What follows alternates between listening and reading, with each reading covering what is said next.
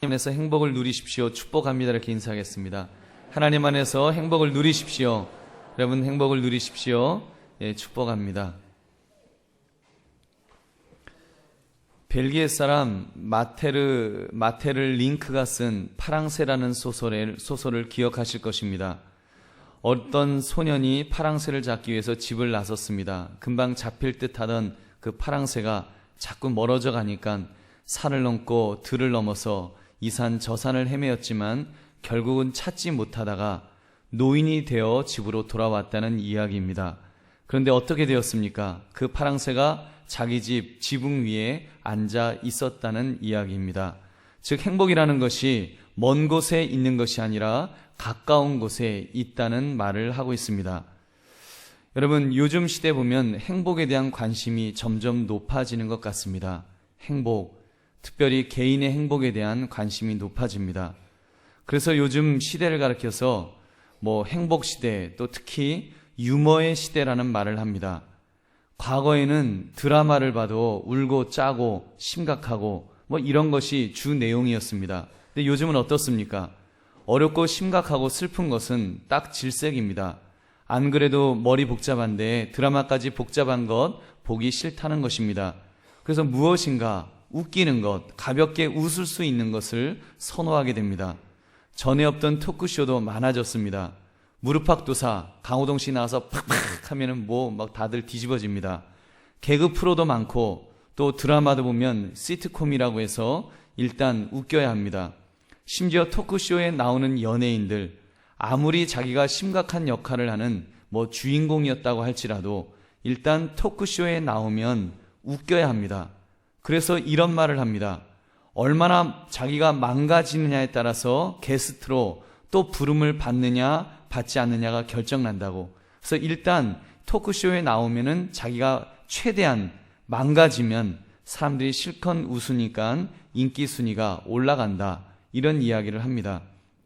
여러분 책도 보면 요즘 얼마나 유머에 관한 책들이 많이 나오는지요. 유머에 관한 책을 여러분 책이 서점에 몇 권이나 있는지 아십니까? 제가 알라딘으로 검색을 해봤더니 580권이 나옵니다. 유머가 인생을 이긴다. 하하하 유머 교수법. 성공하는 리더를 위한 고품격 유머. 깔깔깔 강의 유머 기법. 엄마의 유머가 아이의 인생을 바꾼다.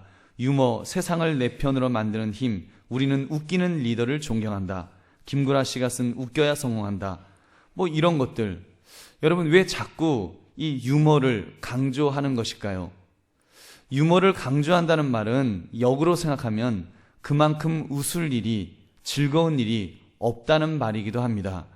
그래서 누군가 자기를 웃겨주기를 바라는 마음이 얼마나 절박하면 유머를 점점 강조하는 것이겠습니까? 여러분 그러다 보니까 별별 사람들이 다 떴습니다. 그중 한 분이 행복전도사 최윤희 씨 아닙니까?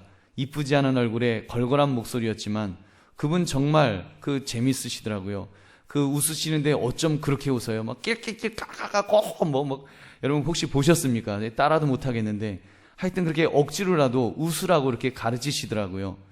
그러면서 자기는 아침에 딱 일어나면 당신이 아침에 일어나면 막 그렇게 웃는데요. 낄낄낄 까까까 막 그렇게 웃는데요. 그러다 보면 자기가 하도 한심해갖고 웃겨서 이렇게 막 웃고 그렇게 하루를 시작한다는 그런 이야기를 하시더라고요.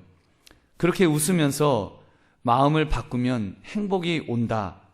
만들어진 행복이지만 그 행복을 전하는 행복 전도사로 유명 인사가 되신 분입니다. 그런데 그렇게 주장하시던 분이 여러분 스스로 목숨을 끊은 사건을 여러분 잘 아실 것입니다. 너무 안타깝고 참 너무 어이가 없는 그런 일이었습니다. 물론 질병의 고통이 너무 컸기 때문에 그럴 수도 있지라고 좋게 보아줄 수도 있을 것입니다.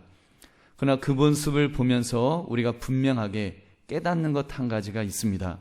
그것은 행복은 억지로 얻어지는 것이 아니라는 것입니다.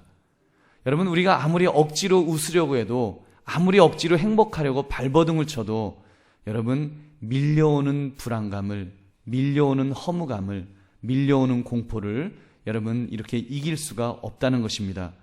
여러분 그렇게 볼 때 우리 예수 믿는 사람들은 여러분 억지로 얻는 그런 행복을 추구하는 사람들이 아닌 줄로 믿습니다. 여러분, 성경은 어떻게 행복을 얻을 수 있다고 말씀할까요?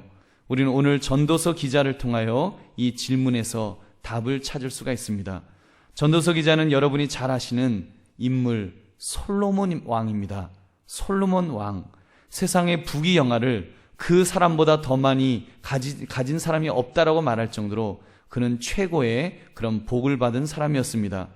그가 아버지 다윗으로부터 물려받은 황금만 해도 10만 달란트, 은은 100만 달란트, 기타 노, 철 등은 헤아릴 수 없이 많이 받았다고 합니다. 스바 여왕 같은 그런 열국의 왕들이 솔로몬의 지혜를 탐구하려 올 때에 많은 예물을 가지고 왔습니다.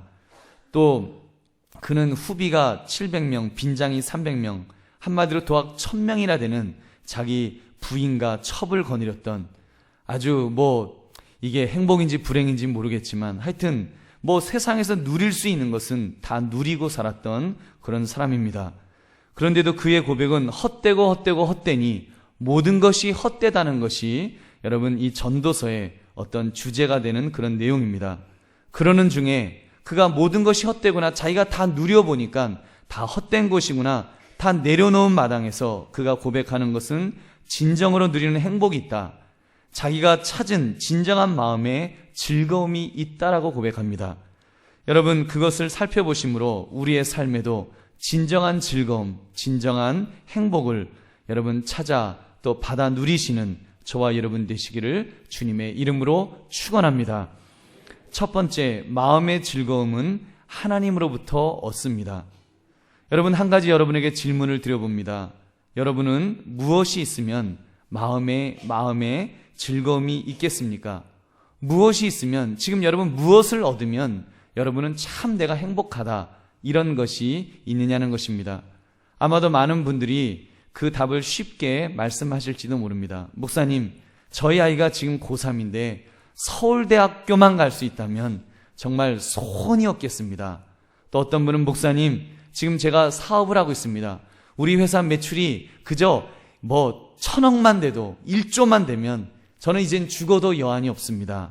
어떤 분은 목사님, 저는 이번 취직시험에, 이번 임용고시에, 이번 정규직 시험에, 또는 승진시험, 국가고시 이것만 통과하면 정말 기쁘겠습니다. 이렇게 대답하실 분들이 있으실 것입니다. 자, 여러분이 만약에 그런 대답을 한다면 그 답이 정답일까요? 여러분, 그렇지 않습니다. 아닙니다. 일단 여러분 이미 임용고시, 정규직, 승진된 분들, 국가고시에 패스한 분들, 좋은 대학에 자녀를 입학시킨 분들, 돈 많이 버는 분들, 그분들에게 한번 물어보십시오. 행복하시냐고. 여러분, 대부분의 분들은 행복하다고 말할 사람이 없을 것입니다. 그래도 굳이 나는 행복하다라고 주장하시는 분이 있다면 그분에게 이런 질문을 던져보십시오. 오늘 밤이 당신의 마지막 날 밤이라면 그래도 행복하시겠습니까? 오늘 밤 자면 이제 당신이 죽는다면 그래도 행복하시겠습니까? 이렇게 질문을 던진다면 여러분 무엇이라고 대답하겠습니까? 당장 우리가 생각해 보세요. 건강 하나만 잃어도 내가 지금 무엇인가를 얻으려고 하고 얻고 추구하고 다 붙들었다고 할지라도 이제 병상에 누워서 코에 호수를 끼우고 진통제를 맞으면서 그 아픔을 견뎌야 한다면 그때는 세상 모든 부귀영화가 아무것도 아니라고 느끼게 될 것입니다. 그때 나에게 진정으로 행복한 인생이다라고 말해줄 수 있는 것이 무엇이겠습니까? 가족이 이야기할 수 있겠습니까? 여러분, 자녀라면, 배우자라면 여러분이 당신은 정말 행복한 인생이야 이렇게 말할 수가 있겠냐는 것입니다. 무슨 직위, 무슨 물건을 가진들 여러분 행복하겠냐는 것입니다. 여러분, 우리의 인생이 행복한 인생이었다, 불행한 인생이었다를 판가름해 줄 수 있는 존재는 누구일까요? 여러분, 그런 분은 오로지 우주 만물의 주관자 되시는 하나님 아버지밖에 안 계신 줄로 믿습니다. 여러분, 그분께서 내 인생을 인정해 주시면 정말 죽음 앞에서 내가 내일 당장 오늘 밤 죽는다고 할 때, 내가 이제 죽어서 이 인생을 마감해야 한다고 할 때, 여러분, 내 인생이 행복하다 불행하다를 결정하는 것은 하나님 아버지의 평가이십니다. 하나님께서 나를 인정해 주시고 정말 너가 착하고 충성된 종이구나, 네가 잘했구나 이러면은 우리가 행복하다, 정말 행복한 인생이었구나 이렇게 말할 수 있을 것입니다. 그러나 그렇지 않다면, 만약에 하나님이 없는 인생이라고 생각한다면, 하나님이란 존재조차도 내가 만약에 지워버린다면, 여러분, 죽음 앞에서 우리는 말할 수 없는 허무감과 공포를 느끼게 될 것입니다. 여러분, 그러므로 우리는 하나님 안에서 우리가 이런 행복을 느끼고, 하나님이 계실 때, 하나님이 느껴질 때 행복감이 우리의 마음속에 밀려올 줄로 믿습니다. 요한복음 14장 27절에서 예수님은 이렇게 말씀하였습니다. 우리 한번 같이 읽겠습니다. 시작. 평안을 너희에게 끼치노니 곧 나의 평안을 너희에게 주노라. 내가 너희에게 주는 것은 세상이 주는 것과 같지 아니하니라.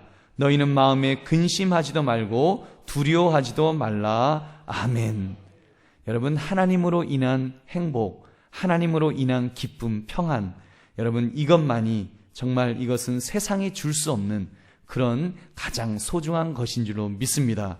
그러므로 오늘 읽은 성경에서 전도서 기자는 이렇게 말합니다. 즐거워하게 하신 것, 즉 마음의 기쁨은 하나님의 선물이다. 여러분, 한번 18절 19절 말씀 우리 한번 같이 읽겠습니다. 시작.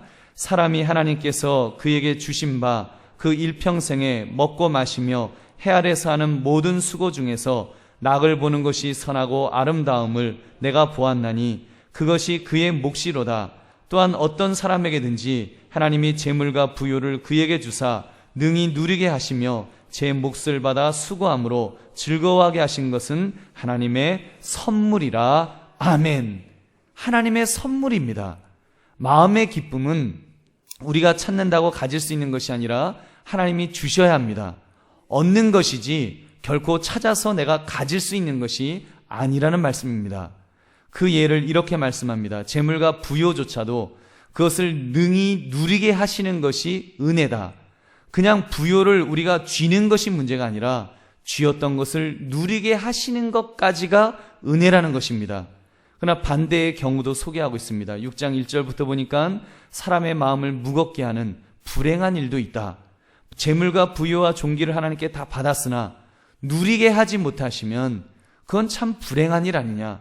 천년을 만년을 살아도 만약에 누리지 못한다면 그것도 불행한 것이 아니냐는 그런 이 전도서 기자의 고백입니다. 여러분, 여기서 우리가 분명하게 알 수 있는 것이 있습니다. 단순한 재물, 부요, 존귀, 이것 자체가 행복이 아니라는 것입니다. 그것을 누리도록 허락받을 때 그때 행복이 시작되는 줄로 믿습니다. 사랑하는 성도님들, 이런 측면에서 우리는 하나님과 가까워져야 합니다. 이 모든 것들을 주시는 분, 또 누리게 하시는 그분과 가까워져야 한다는 것입니다. 하나님과 친해져야 합니다. 마음의 즐거움을 주시는 분, 행복을 주시는 분과 가까우면 행복은 당연히 따라오게 될 줄로 믿습니다. 그러한 관계 유지를 위하여 필수적인 사항 한 가지를 말씀드립니다. 그것은 바로 예배입니다. 여러분, 예배에 성공해야 합니다. 예배에서 하나님의 은혜를 받아야 합니다. 그냥 왔다가 그냥 가면 안 됩니다. 교회의 마당만 밟고 간다면 그것처럼 헛된 발걸음이 어디에 있겠습니까? 여러분, 예배가 무엇입니까? 예배는 하나님을 높여드리는 것입니다. 내 마음이 진심으로, 전심으로 하나님을 향하여, 하나님 당신은 높으신 분입니다. 하나님은 전능하신 분이고 영광받아 마땅하신 그런 신이라는 것을 인정하고 그분을 높여드리는 것, 이것을 예배라고 합니다. 그래서 우리는 약속된 시간에 약속된 장소에서 하나님께 예배를 드리는 것입니다.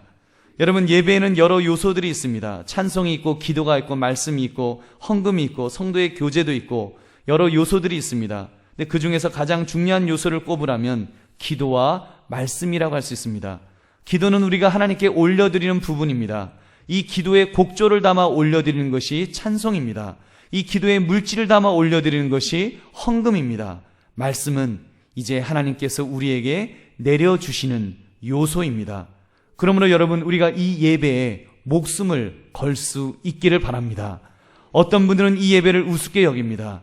이까지 예배 이번 주 못 나오면 다음 주 나오고 다음 주 못 나오면 그 다음 주 나오면 되지, 그냥 주간 행사쯤으로 여기기도 합니다. 여러분, 또 어떤 분은 졸지 마세요라고 하는데 조는 분도 계십니다. 졸리는 걸 어떻게 졸지 마세요 한다고 안 졸겠습니까만 조시더라고요. 제가 전에 사역하다 보면 가장 가슴 아프고 가장 기가 막힌 것은 교역자가 조시더라고요. 교역자가 졸면 정말 시험 듭니다. 뛰어내려가갖고 정신 차려 하고 올라오고 싶을 정도로 정말 그 마음에 안타까움과 속이 터집니다. 여러분, 시험에 들겠습니까? 안 들겠습니까? 그러다가 아무개 성도님의 얼굴을 보면 정말 은혜가 됩니다. 그분이 지난주에 얼마나 힘들었는지, 얼마나 아팠는지, 얼마나 괴로웠는지를 압니다. 그런데도 그분께서 하나님의 전에 나와서 하나님 앞에 예배드리면서 그래도 간간히 이렇게 미소를 띄우면서 하나님 앞에 열심히 찬양하고 열심히 말씀 듣고 아멘 아멘 하면서 예배드리는 그 모습을 보면 여러분, 그런 생각을 합니다. 하나님께서 얼마나 기뻐하실까? 하나님께서 예배드리는 예배자, 예배에 성공하며 하나님을 인정하며 예배드리는 그 모습을 얼마나 사랑하실까? 이런 생각을 해봅니다. 아마도 하나님께서 내가 아들을 십자가에 죽이기까지 한 거, 그거 아깝지 않다. 그거 아깝지 않구나. 저 아무개가 저렇게 예배드리는 모습을 보니까, 나를 인정하며 이렇게 영광 돌리는 모습을 보니까 정말 내가 기쁘구나. 하나님께서 틀림없이 기뻐하실 줄로 믿습니다. 여러분, 그러므로 예배에 성공한다는 것은 하나님과의 관계가 올바로 회복됨을 의미합니다. 단순히 예배 형식을 잘 치루었다는 것이 아닙니다. 인격적으로 예배를 받으신 하나님께서 기뻐하시며 또 우리가 하나님과 관계가 회복됨으로써 우리에게 은혜와 복이 여러분 임하게 되는 줄로 믿습니다. 그렇게 볼 때 이 예배가 얼마나 중요합니까? 여러분, 예배 드림을 즐거워합시다. 여러분, 주일 예배, 오후 예배, 새벽 기도회, 수요 예배, 구역 예배, 하여튼 예배 드리는 것을 즐거워하시고 또 예배 드린다라고 지겨워하지 마시고 여러분, 정말 예배 속에서 하나님을 높여드린다고 하는 이 마음을 가지고 전심으로 예배 드리시며 전심으로 하나님과의 관계를 이렇게 잘 만들어 가시는 저와 여러분 되시기를 주님의 이름으로 축원합니다. 두 번째는 마음의 즐거움은 성경 말씀을 통해 얻을 수 있습니다. 여러분, 이 성경은 하나님의 말씀을 기록한 책입니다. 이 성경 말씀 여러분 잘 아시죠? 그래서 이것을 가리켜서 특별 계시다라고 말합니다. 특별하게 하나님 자신을 나타내 보여주셨다는 그 의미인 것입니다. 그러므로 이 말씀, 특별히 저는 이 말씀을 보면서 공식적으로 기록되어진 하나님의 말씀이다. 하나님의 약속이 공식적으로 기록해 주신 말씀이다라는 그런 확신을 가집니다. 즉 공식 문서입니다. 여기에 약속된 말씀은 여러분 불변하는 말씀인 줄로 믿습니다. 여기에 약속된 말씀은 하나님이 반드시 지켜주실 줄로 믿습니다. 우리가 집을 살 때도 그러잖아요. 우리가 집 계약하면서 구두로 계약합니까? 여러분 아니잖아요. 공식 문서에 공증을 받고, 그러면 여러분 그 문서는 정말 귀한 문서로 내 집이 종이 한 장이지만 종이 한 장뿐이 안 돼요. 그렇지만 그것이 그 집의 주인이 나다라는 소유권을 인정받지 않습니까? 여러분, 이 성경도 마찬가지입니다. 이 성경을 기록할 때 성령 하나님께서 친히 일하셨습니다. 저자 한 사람 한 사람을 들어서 사용하셨습니다. 그들의 학력과 성향과 필체는 인정하셨으나 한 글자 한 글자가 오류가 없도록 모두 다 축자 영감을 하셨습니다. 그리고 수천 년 동안 이 하나님의 말씀이 오류 없이 보존될 수 있도록 성령 하나님께서 교회를 통하여 지켜주셨습니다. 그렇게 해서 전달된 것이 바로 저와 여러분에게 온 이 성경 말씀입니다. 이 성경 말씀이 그러므로 얼마나 귀한 것인지 모릅니다. 공식 문서입니다. 하나님의 약속을 공식으로 이렇게 적어주신 그 말씀입니다. 영이신 하나님의 말씀, 영이신 하나님의 음성을 우리가 어떻게 듣겠습니까? 우리가 들을 수 있는 가장 확실한 통로가 바로 이 성경 말씀인 줄로 믿습니다. 이 성경에서 하나님께서 우리에게 말씀하십니다. 그러므로 그 말씀은 능력의 말씀입니다. 우리가 이 말씀을 귀하게 여겨야 될 줄로 믿습니다. 여러분, 토마스 선교사님, 영국 선교사로 27살에 순교를 당하셨습니다. 제너럴 셔머너 타고 오셨다가 대동강에서 이렇게 조선의 군인들의 공격으로 죽임을 당하였습니다. 그때 토마스 선교사님을 죽인 병사 박충곤이란 사람이 후에 이렇게 말했습니다. 내가 서양 사람을 죽이는 중에 한 사람을 죽인 것은 내가 지금 생각할수록 이상한 감이 들었다. 내가 그를 찌르려고 할 때 그는 두 손을 마주잡고 무슨 말을 한 후 붉은 배를 입힌 책을 가지고 웃으면서 나에게 받으라고 권하였다. 내가 죽이기는 하였으나 이 책을 받지 않을 수가 없어서 받아왔노라. 여러분, 성경을 말합니다. 성경을 받았습니다. 토마스 선교사님이 순교당하시면서 성경을 이렇게 여러 사람들에게 나누어 주고 그렇게 순교하셨습니다. 토마스 선교사님에게 성경을 받은 이들 중에 많은 분들이 훗날 평양에 유력한 신앙인들이 되었습니다. 그를 죽였던 박충곤은 평양교회의 장로가 되었고, 장사파의 홍신길은 서가교회, 서호정, 망경대의 최치량은 평양교회를 창립하였습니다. 받은 성경을 뜯어 벽지로 사용했던 영문주사 박영식은 자기 집을 예배처소로 내놓아 널다리 교회를 세웠다고 합니다. 여러분, 그렇습니다. 이 성경 말씀, 기록된 이 말씀, 아무것도 아닌 것 같지만 놀라운 능력의 말씀인 줄로 믿습니다. 예수의 예자도 모르던 조선인들에게 그 하나님의 말씀은 역사를 하셨습니다. 토마스 선교사님을 통하여 전해진 성경 말씀의 능력이 마른 뼈와 같은 온 조선을 복음의 나라로 만들고 세계 선교 2위국의 나라로 만들어 주신 줄로 믿습니다. 하나님의 말씀은 그렇게 귀하고 능력이 있습니다. 그러므로 여러분, 우리 이 말씀을 잘 붙드시는 저와 여러분 되시기를 바랍니다. 시편 119편 24절, 주의 증거들은 나의 즐거움이요 나의 충고자니이다. 여러분, 성경 말씀이 정말 우리에게 즐거움이 되는 주의 증거들, 이 하나님의 증거, 이 말씀이 나에게 즐거움이 돼야 될 줄로 믿습니다. 시편 기자 119편 175절 이렇게 말합니다. 우리 한번 같이 읽겠습니다. 시작. 내 영혼을 살게 하소서. 그리하시면 주를 찬송하리이다. 주의 규례들이 나를 돕게 하소서. 아멘. 내 영혼을 살게 하소서. 내 영혼을 살려주세요.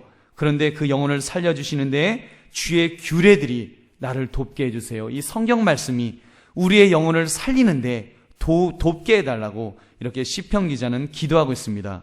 이 시인은 환난과 우환의 때입니다. 지금 어려움이 없는 것이 아닙니다. 너무 고통스럽고 너무 힘든 중에 있었습니다. 그런 중에도 주의 말씀만 있으면, 주의 증거만 있으면 이 말씀이, 하나님의 말씀이 나에게 즐거움으로, 기쁨으로 다가옵니다라고 고백하는 것입니다. 여러분, 그렇습니다. 이 성경 말씀, 하나님의 음성으로 이것이 나에게 다가올 때 정말 우리에게 기쁨이 되고 위로가 되고 힘이 될 줄로 믿습니다. 때로는 이 말씀을 읽는 중에 여러분 병이 떠나갑니다. 이 말씀을 읽는 중에 약속의 말씀을 붙들게 됩니다. 읽는 중에요, 여러분 마음의 병이, 그 마음의 아픔이 치유가 되고 문제가 해결되고 하는 그런 역사들이 일어납니다. 왜요? 이 말씀은 그냥 말씀이 아닙니다.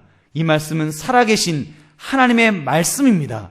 이 말씀을 읽을 때 우리의 심령에 하나님께서 말씀하시는 것인 줄로 믿습니다. 하나님께서 말씀하시는 것입니다. 살아계신 하나님의 말씀입니다. 이 말씀 성경을 통하여서 우리에게 역사하여 주실 줄로 믿습니다. 사랑하는 성님들, 그런 면에서 우리는 더욱 하나님의 말씀을 사모합시다. 이 하나님의 말씀, 특히 성경 말씀을 가까이 하시기 바랍니다. 가급적 많이 읽으십시오. 그리고 이 말씀을 암송하십시오. 하여튼 특히 연세 드신 분들은 나 머리 이제는 굳었다 생각하지 마시고 좀 더 암송하십시오. 치매 예방에도 좋습니다.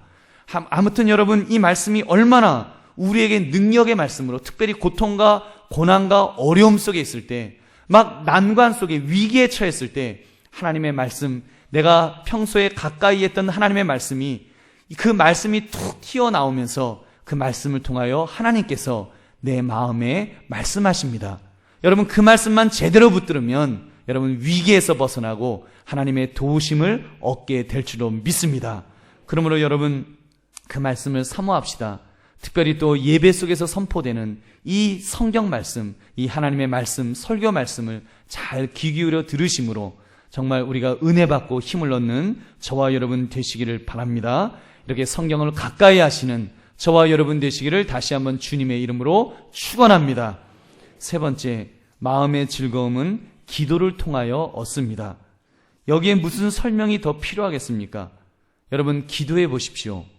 일단 기도를 해 보십시오. 기쁨이 오나 안 오나 한번 해보시기 바랍니다. 예수님께서 무엇이라고 말씀하셨습니까? 요한복음 16장 23절, 24절 말씀 우리 한번 같이 읽겠습니다. 시작.